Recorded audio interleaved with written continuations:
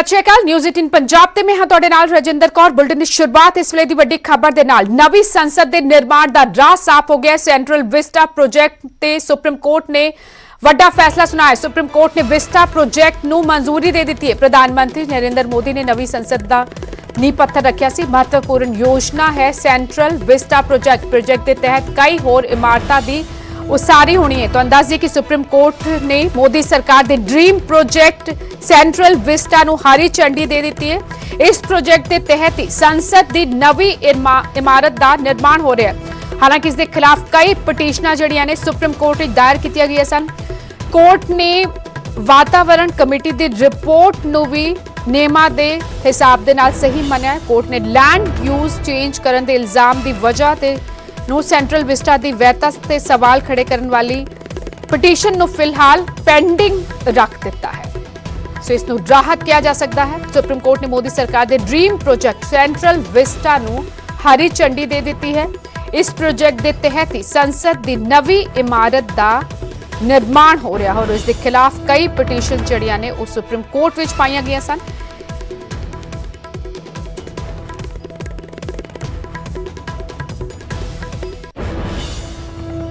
अगे वधिया गल किसानी अंदोलन की। सरकार ते किसानां विचाले खेती कानूनां नूं लैके रेड़का बरकरार है। 7वें गेड़ की जिहड़ी कल मीटिंग हुई गल नहीं बनी। हुण 8 जनवरी नूं 8वें गेड़ की मीटिंग हुई। कानून वापसी नहीं तो घर वापसी नहीं किसानां ने साफ कह दिता है। तो अगली मीटिंग विच असीं नतीजे ते जरूर पहुंचांगे ये कहंदे नजर आए खेतीबाड़ी मंत्री नरेंद्र तोमर। हल लई ताड़ी दोवें हत्थां नाल वजदी है। खेतीबाड़ी मंत्री नरेंद्र तोमर ने क्या जदों किसानां दे नाल कल तकरीबन 4 घंटिया तक मीटिंग चली बेसिट्टा रही। जदों बाहर निकले किसान आगू तो साफ कह दिता कि खेती कानून वापस नहीं तो घर वापसी नहीं। लेकिन सरकार के नुमाइंदे खेतीबाड़ी मंत्री भी ये उम्मीद जताते नजर आए कि अगली मीटिंग दौरान असीं नतीजे ते जरूर पहुंचांगे।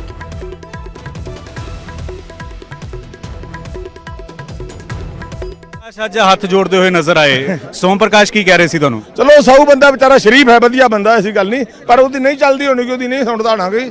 ਹੱਥ ਤਾਂ ਜੋੜਨਾ ਮਾੜੀ ਗੱਲ ਨਹੀਂ ਹੈਗੀ। ਹੱਥ ਜੋੜ ਕੇ ਵਾਹਿਗੁਰੂ ਜੀ ਕਾ ਖਾਲਸਾ ਵਾਹਿਗੁਰੂ ਜੀ ਕੀ ਫਤਿਹ ਕਰਨੀ ਤਾਂ ਚੰਗੀ ਹੋਊਗੀ। ਅੱਜ ਲੰਗਰ ਵੱਖੋ ਵੱਖ ਖਾਦਾ, ਤੁਸੀਂ ਆਪਣਾ ਖਾਦਾ, ਉਹਨਾਂ ਨੇ ਚਾਹ ਆਪਣੀ ਪੀਤੀ। ਉਹ ਫਿਰ ਉਹ ਪਿਛਲੀ ਵਾਰ ਤਾਂ ਉਹਨਾਂ ਕੁਝ ਕਰਤਾ ਸੀ, ਫਿਰ ਅਸੀਂ ਚਾਹ ਪੀ ਲਈ ਜਾ ਕੇ ਉਹਨਾਂ ਦੀ। ਐਤਕਾ ਉਹਨਾਂ ਨੇ ਕਰਿਆ ਕੁਝ ਨਹੀਂ, ਐਤਕਾ ਲਾਰਾ ਜਾ ਦਿੱਤਾ ਨੇ ਤੇ ਐਤਕਾ ਅਸੀਂ ਚਾਹ ਨਹੀਂ ਪੀਤੀ। ਲੰਗਰ ਵੀ ਤੁਸੀਂ ਉਹਨਾਂ ਨੂੰ ਆਪਣਾ ਨਹੀਂ ਖਵਾਇਆ? ਲੰਗਰ ਤਾਂ ਗੁਰੂ ਦਾ ਹੀ ਸ਼ਕਲ ਦੇ ਆਗੇ ਆਈ ਨਹੀਂ, ਇੱਧਰ ਨੂੰ ਉਹ ਪਰਾਂ ਰਹਿ ਗਏ। ਜਾਂ ਉਹਨਾਂ ਦੇ ਮਨ 'ਚ ਪਹਿਲਾਂ ਹੋਣੀ ਹੈ ਵੀ ਸ਼ਾਇਦ ਹੋ ਸਕਦਾ ਸੀ ਅੱਜ ਕੁਝ ਦੇਣਾ ਨਹੀਂ ਇਹਨਾਂ ਨੂੰ, ਅੱਜ ਲਾਰਾ ਹੀ ਏ ਤਾਂ ਨਹੀਂ ਆਏ। ਪਰ ਲੰਗਰ ਸ਼ਕਲ ਹੀ ਦੇ ਆਗੇ, ਲੰਗਰ ਤੋਂ ਕੌਣ ਮੋੜਦਾ ਸੀ? ਲੰਗਰ ਤਾਂ ਸਾਰੇ ਸ਼ਕਲਾਂ ਜਿੰਨਾ ਮਰਜ਼ੀ ਮੇਰੇ ਗੁਰੂ ਨੇ। ਉਹ ਗੱਲਾਂ ਉਹੀ ਕਰ ਰਹੇ ਸੀਗੇ। ਉਹਨਾਂ ਨੇ ਆਪਣਾ ਕਾਨੂੰਨ ਵਾਪਸ ਨਹੀਂ ਲਿੱਤੇ ਹੈਗੇ। ਕਾਨੂੰਨ ਵਾਪਸ ਲੈਣੇ ਤਾਂ ਗੱਲ ਆ। ਹੁਣ ਕਾਨੂੰਨ ਵਾਪਸ ਲੈਣ ਵਾਸਤੇ ਸਮਾਂ ਚਾਹੀਦਾ ਸੀਗਾ। ਸਮਾਂ ਦੇ ਕੇ ਤਾਂ ਕਾਨੂੰਨ ਵਾਪਸ ਲਿੱਤੇ ਸੀਗੇ ਤੇ ਉਹ ਲਿੱਤੇ ਨਹੀਂ ਹੈਗੇ ਉਹਨਾਂ ਨੇ। ਤੇ ਐਮਐਸਪੀ ਤੇ ਗੱਲ ਨਹੀਂ ਹੋ ਪਾਈ ਇਸ ਗੱਲ ਕਰਦੇ। ਸਰਕਾਰ ਲਗਾਤਾਰ ਅੱਜ ਕਹਿ ਰਹੀ ਸੀ ਕਿ ਐਮਐਸਪੀ ਤੇ ਚਰਚਾ ਕਰੋ, ਅਸੀਂ ਤੁਹਾਡੀਆਂ ਗੱਲਾਂ ਮੰਨਣ ਨੂੰ ਤਿਆਰ ਹਾਂ ਐਮਐਸਪੀ ਨੂੰ ਲੈ ਕੇ। ਨਹੀਂ, ਐਮਐਸਪੀ ਤੇ ਗੱਲ ਕੀਤੀ ਪਰ ਕਾਨੂੰਨ ਦੀ ਜਿਹੜੀ ਮੇਨ ਗੱਲ ਸੀ ਜਿਹੜੀ ਰਿਪੀਲ ਕਰਨੇ ਆ, ਰਿਪੀਲ ਦੀ ਅਸੀਂ ਪੱਕੇ ਤੌਰ ਤੇ ਕਿਹਾ ਏ, ਹੱਥ ਖੜੇ ਕਰਕੇ ਵੀ, ਟੇਬਲ ਵਜਾ ਕੇ ਵੀ। ਇਹ ਸਾਰੇ 450 ਜਥੇਬੰਦੀ ਦਾ ਫੈਸਲਾ ਵੀ ਰਿਪੀਲ ही होने लो। किसान यूनियन के साथ चर्चा हुई और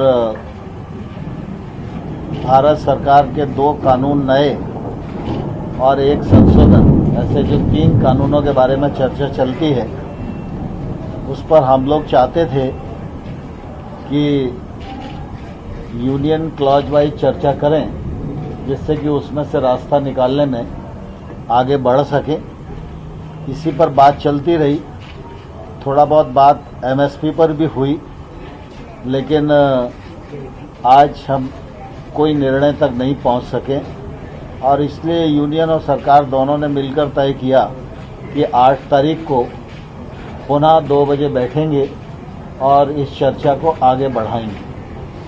चर्चा में स्वाभाविक रूप से माहौल अच्छा था, लेकिन एक्ट रिपील पर अड़े रहने के कारण कोई रास्ता बन नहीं पाया। लेकिन मुझे आशा है कि जिस प्रकार की बातचीत आज हुई है, उस हिसाब से अगली बैठक में सार्थक चर्चा होगी और संभवतः हम लोग समाधान तक पहुंच पाएंगे। तो अगर ये बिल वापसी पे ही अगर ये अड़े रहे तो फिर सरकार का रुख क्या होगा? मुझे लगता है जल्दी समाधान होगा।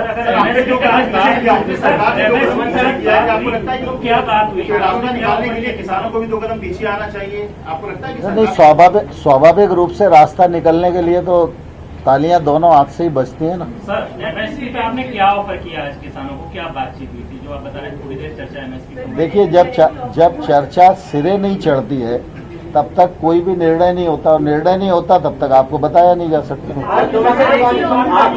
और किसान अंदोलन नाल जुड़ी अहम डेवलपमेंट ਇਹ ਹੋਈ ਹੈ ਕਿ ਪ੍ਰਧਾਨ ਮੰਤਰੀ ਨਰਿੰਦਰ ਮੋਦੀ ਨੂੰ ਮਿਲਣ ਜਾ ਰਹੇ ਨੇ ਪੰਜਾਬ ਬੀਜੇਪੀ ਦੇ ਆਗੂ ਅੱਜ ਸ਼ਾਮ ਨੂੰ ਸੁਰਜੀਤ ਜਿਆਣੀ ਅਤੇ ਹਰਜੀਤ ਗਰੇਵਾਲ ਜਿਹੜੇ ਕਿ ਸੂਤਰਧਾਰ ਬਣੇ ਹੋਏ ਨੇ। ਹਾਲੇ ਤੱਕ ਜਦੋਂ ਤੋਂ ਕਿਸਾਨ ਅੰਦੋਲਨ ਸ਼ੁਰੂ ਹੋਇਆ ਖੇਤੀ ਕਾਨੂੰਨਾਂ ਖਿਲਾਫ ਸਰਕਾਰ ਅਤੇ ਕਿਸਾਨਾਂ ਵਿਚਾਲੇ ਸੂਤਰਧਾਰ ਬਣ ਕੇ ਕੰਮ ਕਰ ਰਹੇ ਨੇ ਸੁਰਜੀਤ ਜਿਆਣੀ ਅਤੇ ਹਰਜੀਤ ਗਰੇਵਾਲ। ਸੁਰਜੀਤ ਜਿਆਣੀ ਸਾਬਕਾ ਕੈਬਨਿਟ ਮੰਤਰੀ, ਹਰਜੀਤ ਗਰੇਵਾਲ ਵੀ ਸੀਨੀਅਰ ਆਗੂ बीजेपी ਦੇ ਪੰਜਾਬ ਬੀਜੇਪੀ ਦੇ ਅੱਜ ਸ਼ਾਮ ਨੂੰ ਪ੍ਰਧਾਨ ਮੰਤਰੀ ਨਾਲ ਮੁਲਾਕਾਤ ਕਰਨਗੇ ਤੇ ਪੂਰੀ ਜਾਣਕਾਰੀ ਇਸ ਅੰਦੋਲਨ ਦੀ ਪੰਜਾਬ ਵਿੱਚ ਇਸ ਅੰਦੋਲਨ ਤੋਂ ਬਾਅਦ ਕੀ ਕੁਝ ਬਦਲਿਆ ਹੈ ਇਸ ਦੇ ਬਾਰੇ ਜਾਣਕਾਰੀ ਦੋਵੇਂ ਆਗੂਆਂ ਵੱਲੋਂ ਪ੍ਰਧਾਨ ਮੰਤਰੀ ਨੂੰ ਦਿੱਤੀ ਜਾਏਗੀ।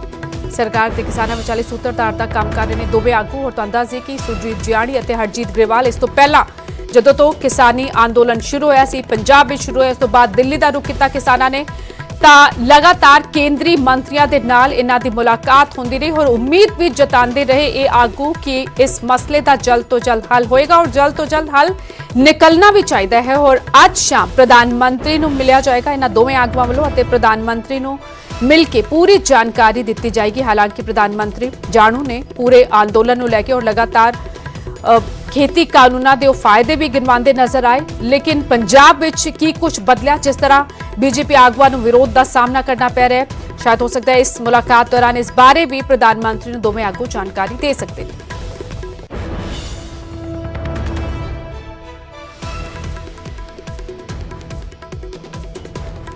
किसानां दे अंदोलन दा अज 41वां दिन। कल जिहड़ी बैठक हुई केंद्र सरकार दे नाल 7वीं बैठक वो भी बेनतीजा रही। खेती कानूनां नूं लैके लगातार रेड़का बरकरार। इस विचाले किसानां ने अपना अंदोलन तेज करन दी प्लानिंग कर लई है।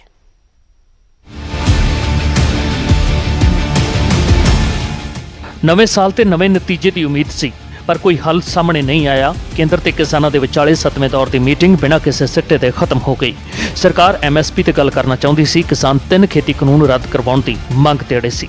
इस कारण मीटिंग दे विच काफ़ी तलख कलामी भी हुई। किसान कहंदे रहे कि कानून वापस करवाउणे ने, सरकार कहंदी रही कानून वापस नहीं होणगे।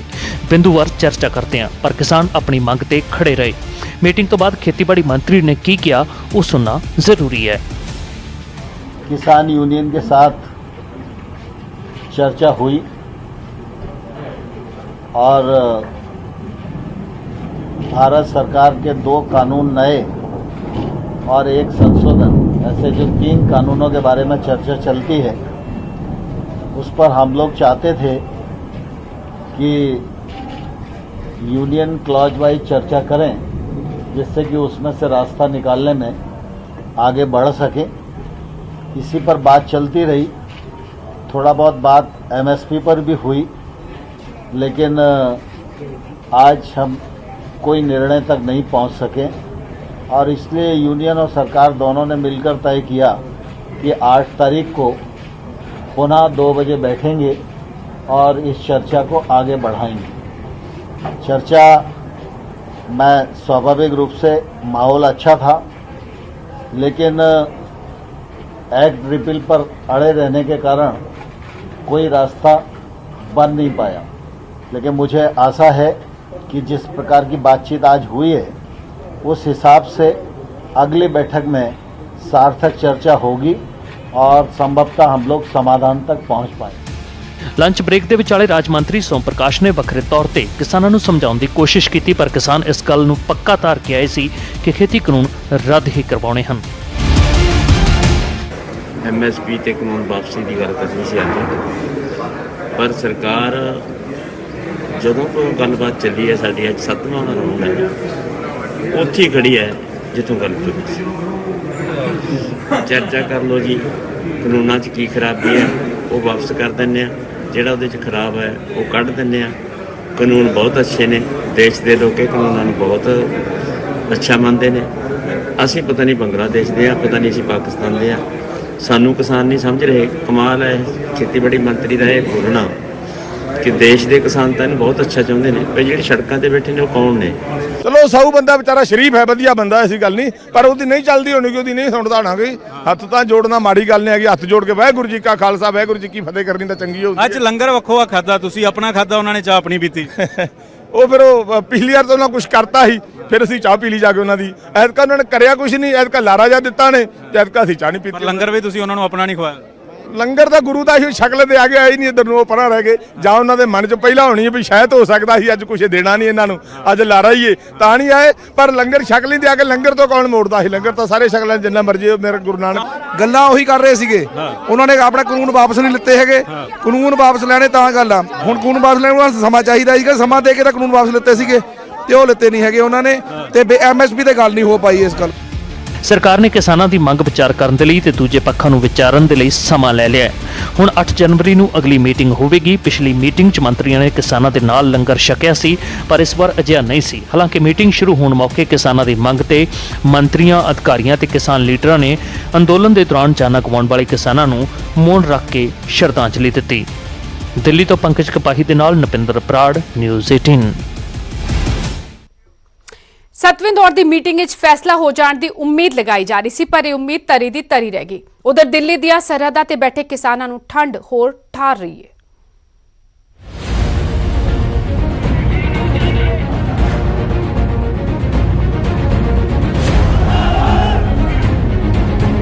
ਪਹਾੜਾਂ 'ਚ ਹੋ ਰਹੀ ਬਰਫ਼ਬਾਰੀ ਨੇ ਮੈਦਾਨੀ ਇਲਾਕਿਆਂ 'ਚ ਕੰਬਣੀ ਛੇੜ ਰੱਖੀ ਹੈ। ਬੇਸ਼ੱਕ ਠੰਡ ਇਸ ਵਾਰ ਪਿਛਲੇ ਕਈ ਸਾਲ ਦੇ ਰਿਕਾਰਡ ਤੋੜ ਰਹੀ ਹੈ, ਪਰ ਦਿੱਲੀ 'ਚ ਡਟੇ ਕਿਸਾਨਾਂ ਦੇ ਹੌਸਲੇ ਅੱਗੇ ਤਾਂ ਹੱਡ ਚੀਰਦੀ ਇਹ ਠੰਡ ਵੀ ਬੇਵਸ ਨਜ਼ਰ ਆ ਰਹੀ ਹੈ। ਦਿੱਲੀ ਦੇ ਟਿਕਰੀ ਬਾਰਡਰ ਦੀਆਂ ਇਹ ਤਸਵੀਰਾਂ ਵੇਖ ਹਰ ਕੋਈ ਸੋਚਣ ਨੂੰ ਮਜਬੂਰ ਹੈ ਕਿ ਆਖਿਰ ਕਿਸ ਮਿੱਟੀ ਦਾ ਬਣਿਆ ਹੈ ਇਹ ਅੰਨਦਾਤਾ, ਜਿਨ੍ਹਾਂ ਦਿਨੀ ਲੋਕੀ ਠੰਡ ਕਾਰਨ ਘਰਾਂ ਵਿੱਚੋਂ ਨਿਕਲਣ ਤੋਂ ਵੀ ਡਰ ਰਹੇ ਨੇ। ਉਸ ਠੰਡ ਨੂੰ ਇਹ ਕਿਸਾਨ ਆਪਣੇ ਜਜ਼ਬੇ ਅਤੇ ਹੌਸਲਿਆਂ ਨਾਲ ਮਾਤ ਪਾ ਰਹੇ ਨੇ। ਫਿਰ ਭਾਵੇਂ ਬੱਚੇ ਹੋਣ, ਨੌਜਵਾਨ ਜਾਂ ਬਜ਼ੁਰਗ, ਸਭ ਦੇ ਹੌਸਲੇ ਇੱਕ ਤੋਂ ਇੱਕ ਵੱਧ ਕੇ।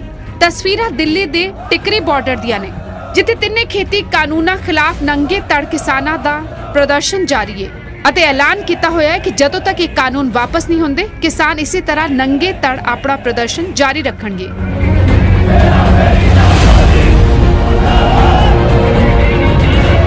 ਕੜਾਕੇ ਦੀ ਠੰਡ ਵਿੱਚ ਕਿਸਾਨ ਨੰਗੇ ਧੜ ਹਰ ਰੋਜ਼ ਟਿਕਰੀ ਬਾਰਡਰ ਤੋਂ ਨਵੇਂ ਬੱਸ ਅੱਡੇ ਤੱਕ ਪ੍ਰਦਰਸ਼ਨ ਕਰਦੇ ਨੇ।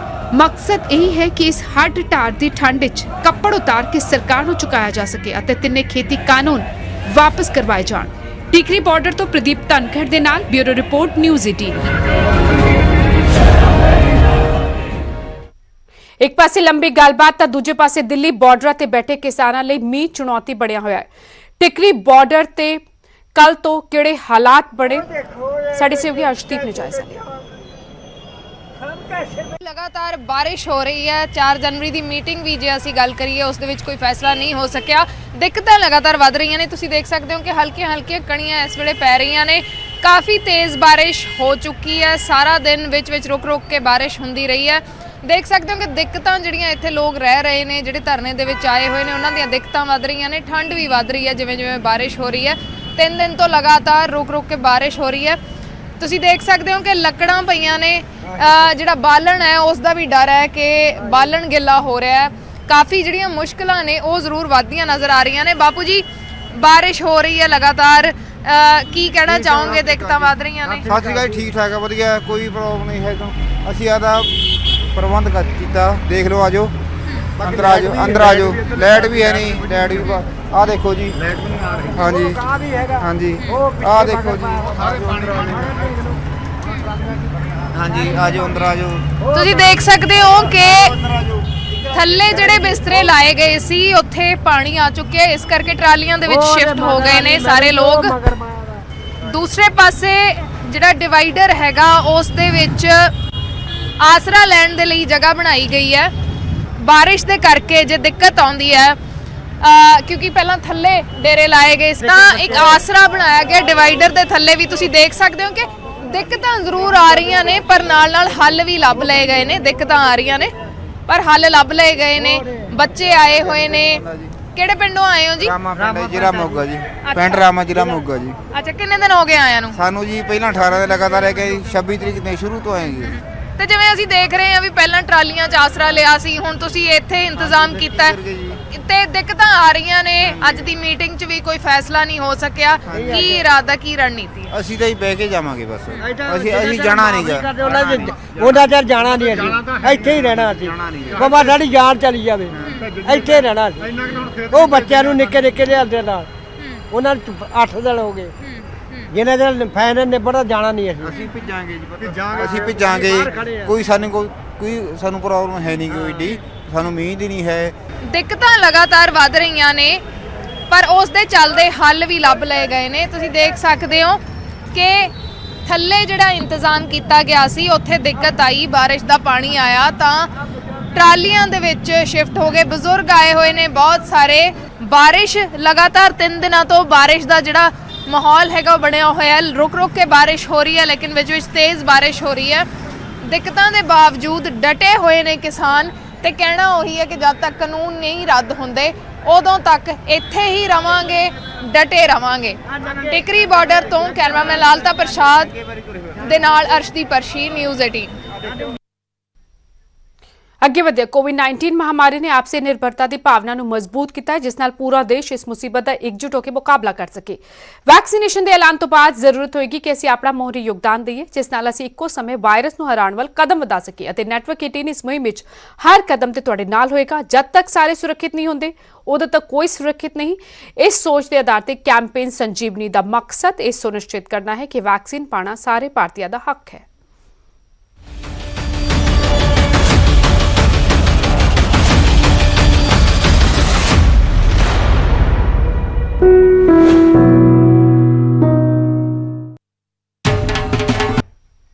ਬੇਅਦਬੀ ਮਾਮਲਿਆਂ ਨਾਲ ਜੁੜੀ ਅਹਿਮ ਡਿਵੈਲਪਮੈਂਟ ਹੋਈ ਹੈ। ਹਾਈ ਕੋਰਟ ਵੱਲੋਂ ਕੇਂਦਰੀ ਏਜੰਸੀ ਸੀਬੀਆਈ ਨੂੰ ਝਟਕਾ ਦਿੱਤਾ ਗਿਆ। ਪੰਜਾਬ ਪੁਲਿਸ ਨੂੰ ਦਸਤਾਵੇਜ਼ ਸਾਰੇ ਸੌਂਪੇ ਜਾਣ। ਹਾਈ ਕੋਰਟ ਨੇ ਦਰਅਸਲ ਇਹ ਹੁਕਮ ਦਿੱਤੇ ਨੇ। ਹਾਈ ਕੋਰਟ ਨੇ ਸੀਬੀਆਈ ਨੂੰ 1 ਮਹੀਨੇ ਦਾ ਹੁਣ ਸਮਾਂ ਦਿੱਤਾ ਹੈ। ਸਾਰੇ ਦਸਤਾਵੇਜ਼ ਪੰਜਾਬ ਪੁਲਿਸ ਦੇ ਸੁਪਰਦ ਕਰਨ ਦੇ ਹੁਕਮ ਜਾਰੀ ਕੀਤੇ ਗਏ ਨੇ। ਬੇਅਦਬੀ ਮਾਮਲਿਆਂ ਨਾਲ ਜੁੜੇ ਸਾਰੇ ਦਸਤਾਵੇਜ਼ ਬਾਰੇ ਹੁਕਮ ਜਾਰੀ ਹੋਏ ਨੇ। ਪੰਜਾਬ ਪੁਲਿਸ ਦੀ ਐਸਆਈਟੀ ਪਹਿਲਾਂ ਹੀ ਮਾਮਲਿਆਂ ਦੀ ਜਾਂਚ ਕਰ ਰਹੀ ਹੈ। ਤੁਹਾਨੂੰ ਦੱਸ ਦਈਏ ਕਿ ਬਰਗਾੜੀ ਕਾਂਡ ਦੀ ਜਾਂਚ ਹੁਣ ਡੀਆਈਜੀ ਰਣਬੀਰ ਸਿੰਘ ਖੱਟਰਾ ਅਤੇ ਐਸਐਸਪੀ ਗੁਰਦਾਸਪੁਰ ਰਾਜਿੰਦਰ ਸਿੰਘ ਸੋਹਲ ਕਰਨਗੇ।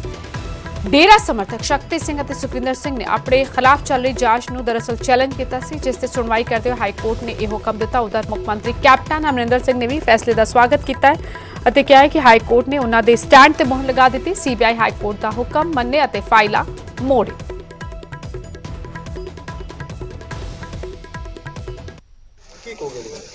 ਕਿਉਂਕਿ ਜਿਹੜਾ ਬਹੁਤ ਦੇਰ ਦਾ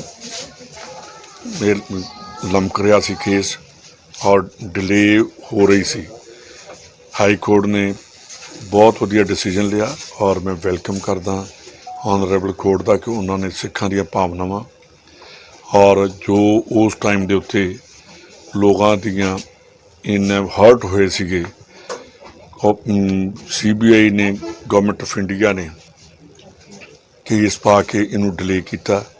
ਲੋਕਾਂ ਨੂੰ ਜਸਟਿਸ ਨਹੀਂ ਮਿਲੀ ਔਰ ਗਵਰਨਮੈਂਟ ਦੇ ਅਗੇਂਸਟ ਵੀ ਲੋਕਾਂ ਦੇ ਵਿੱਚ ਰਿਜ਼ੈਂਟਮੈਂਟ ਸੀਗੀ। ਇਹ ਅੱਜ ਡਿਸੀਜਨ ਜਿਹੜਾ ਬੜਾ ਹਿਸਟੋਰੀਕਲ ਡਿਸੀਜਨ ਹੋਇਆ। ਮੈਂ ਪੰਜਾਬ ਇੰਡੀਅਨ ਹਾਈ ਕੋਰਟ ਦਾ ਧੰਨਵਾਦ ਕਰਦਾ ਕਿ ਉਹਨਾਂ ਨੇ ਅੱਜ ਜਿਹੜਾ ਡਿਸੀਜਨ ਦੇ ਕੇ ਇਮੀਡੀਏਟਲੀ ਸੀਬੀਆਈ ਨੂੰ ਕਹਿ ਕੇ ਇਹਨਾਂ ਨੂੰ ਹੈਂਡਓਵਰ ਕਰੋ।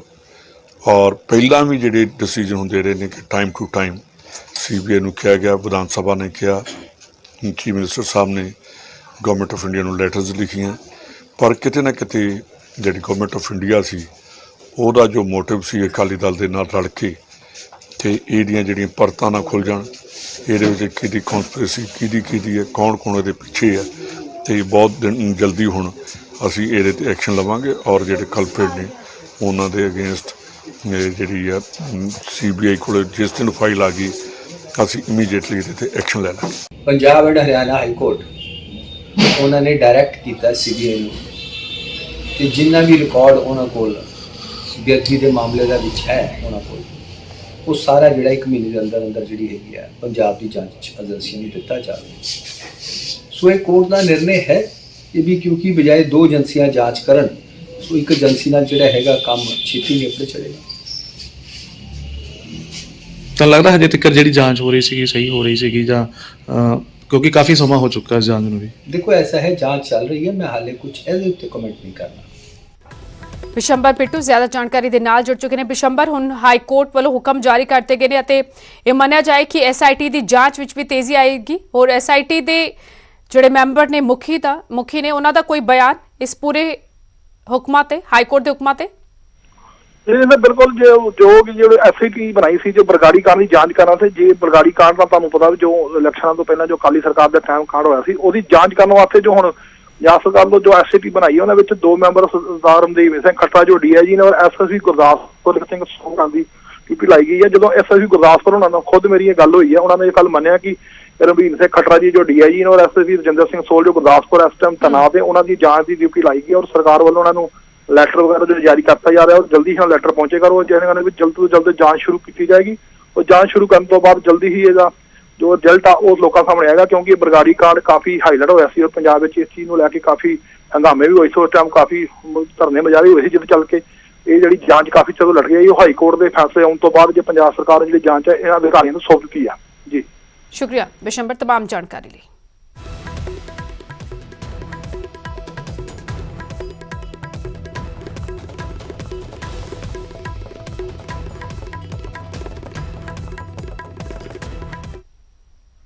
किसान आंदोलन नाल जुड़ी वड्डी डेवलपमेंट अज ये हुई है कि प्रधानमंत्री नरेंद्र मोदी नूं मिलण जा रहे ने पंजाब बीजेपी दे आगू सुरजीत जियाणी अते हरजीत ग्रेवाल। आज शाम प्रधानमंत्री दे नाल मुलाकात होएगी अते पूरी जानकारी किसानी आंदोलन दे नाल जुड़ी प्रधानमंत्री नूं दित्ती जाएगी। दोवें आगूआं वल्लों लगातार सरकार अते किसानां विचाले सूत्रधार दा काम कर रहे ने दोवें आगू। और तुहानूं दस्स दईए कि ਜਦੋਂ ਤੋਂ ਕਿਸਾਨੀ ਅੰਦੋਲਨ ਖੇਤੀ ਕਾਨੂੰਨਾਂ ਖਿਲਾਫ ਸ਼ੁਰੂ ਹੋਇਆ, ਪਹਿਲਾਂ ਪੰਜਾਬ ਵਿੱਚ, ਉਸ ਤੋਂ ਬਾਅਦ ਦਿੱਲੀ ਵਿੱਚ ਮੋਰਚੇ ਲਾਏ ਗਏ ਨੇ, ਤਾਂ ਇਧਰ ਪੰਜਾਬ ਵਿੱਚ ਬੀਜੇਪੀ ਆਗੂਆਂ ਦਾ ਵੀ ਵਿਰੋਧ ਹੋ ਰਿਹਾ ਹੈ। ਬੀਜੇਪੀ ਆਗੂਆਂ ਦੇ ਘਰਾਂ ਦੇ ਬਾਹਰ ਧਰਨੇ ਲਾਏ ਗਏ ਨੇ। ਇਸ ਪੂਰੇ ਮਸਲੇ ਦੀ ਜਾਣਕਾਰੀ ਖੁਦ ਪ੍ਰਧਾਨ ਮੰਤਰੀ ਨਾਲ ਮਿਲ ਕੇ ਦੋਵੇਂ ਆਗੂ ਦੇਣਗੇ। ਲਗਾਤਾਰ ਸੁਰਜੀਤ ਜਿਆੜੀ ਅਤੇ ਹਰਜੀਤ ਗਰੇਵਾਲ ਨੂੰ ਵੀ ਅਸੀਂ ਸੁਣਦੇ ਆ ਰਹੇ ਹਾਂ। ਸੂਤਰਧਾਰ ਦਾ ਕੰਮ ਕਿਸਾਨਾਂ ਅਤੇ ਸਰਕਾਰ ਵਿਚਾਲੇ। ਹੋਰ शुरुआती दौर में सुरजीत जियाणी भी कहते नजर आए सन कि सही जानकारी जिहड़ी है सरकार तक नहीं पहुंच रही। उस तो बाद केंद्रीय मंत्रियों के नाल मुलाकातां दा दौर चलिया दोवें आगुआं वालों और सारी जानकारियां पहुंचाई गई सरकार तक। और आज शाम प्रधानमंत्री नरेंद्र मोदी नूं मिलण जा रहे ने दोवें आगू।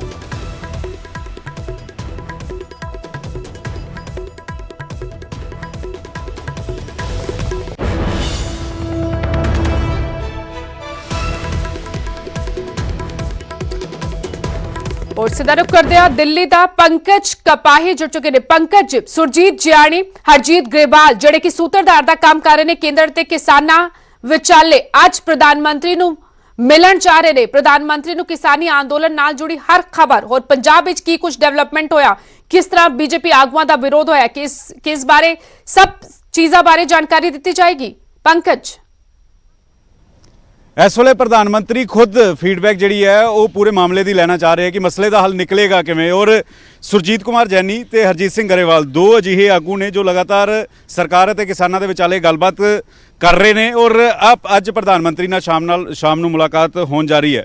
ਜੈਨੀ ਸਾਹਿਬ, ਪ੍ਰਧਾਨ ਮੰਤਰੀ ਨੂੰ ਮਿਲਣ ਜਾ ਰਹੇ ਹੋ, ਕੀ ਕੁਝ ਗੱਲਬਾਤ ਰੱਖੋਗੇ? ਕਿਉਂਕਿ ਬੈਠਕਾਂ ਤਾਂ ਹੋ ਰਹੀਆਂ ਲੇਕਿਨ ਮਸਲੇ ਦਾ ਹੱਲ ਨਹੀਂ ਨਿਕਲ ਰਿਹਾ। ਕਿਸਾਨ ਅਜੇ ਵੀ ਅੜੇ ਹੋਏ ਕਿ ਤਿੰਨੇ ਕਾਨੂੰਨ ਰੱਦ ਕੀਤੇ ਜਾਣ, ਤਾਂ ਪ੍ਰਧਾਨ ਮੰਤਰੀ ਨੂੰ ਅੱਜ ਸਭ ਤੋਂ ਪਹਿਲਾਂ ਜਾ ਕੇ ਕੀ ਕਰੋਗੇ ਔਰ ਕਿੰਨੀ ਦੇਰ ਮੁਲਾਕਾਤ ਹੋਏਗੀ? देखो असीं तां प्रधान मंत्री जी नूं प्रार्थना अपील करनी है भी किसी तरह भी होवे किसानां नूं वापसी घरे भेजे जाण। तो ये रिक्वेस्ट है क्योंकि मौसम खराब है तो रोज़ की जिहड़ी कोई डैथ हो रही है तो इहदे विच माहौल जिहड़ा है वो जिहड़ा है वातावरण माहौल जिहड़ा ठीक नहीं हो रहा इस करके। और नाल ही जिहड़ी गल है कि पंजाब दे विच एक गल उठदी आई है कि बीजेपी के वर्करां नूं बीजेपी के लीडरां पंजाब दियां नूं कोई पुछदा नहीं है, उत्ते कोई नहीं पुछदा है। ये वो बिट्टू ने भी एक दिन मीडिया राही कहा, दो चार होरां ने भी कहा, एक शंका पंजाब दे विच बनी हुई सी। ऐसे करके असीं वो शंका दूर करने वास्ते भी असीं जथेबंदियां नूं मैं कहा सीगा। ਇਹ ਵੀ ਪ੍ਰਧਾਨ ਮੰਤਰੀ ਨੂੰ ਤੁਸੀਂ ਦੱਸੋਗੇ ਕਿ ਜਿਸ ਤਰੀਕੇ ਨਾਲ ਵਿਰੋਧ ਹੋ ਰਿਹਾ ਬੀਜੇਪੀ ਦੇ ਲੀਡਰਾਂ ਦਾ, ਗੋਇਆ ਸੱਟਿਆ ਜਾ ਰਿਹਾ ਵਾ, ਬਾਈਕਾਟ ਹਰਜੀਤ ਸਿੰਘ ਗਰੇਵਾਲ ਹੋਰਾਂ ਦਾ ਕਰ ਦਿੱਤਾ ਪਿੰਡਾਂ ਦੇ ਵਿੱਚ। देखो गल की है कि प्रधानमंत्री जी तो कोई चीज़ छुपी नहीं होंगी, उन्होंने कोल सारे साधन है। साढ़े दसन नाल नहीं है, उन्होंने कोल सारे साधन है। असीं तां आप दे लेवल ते जिहड़ी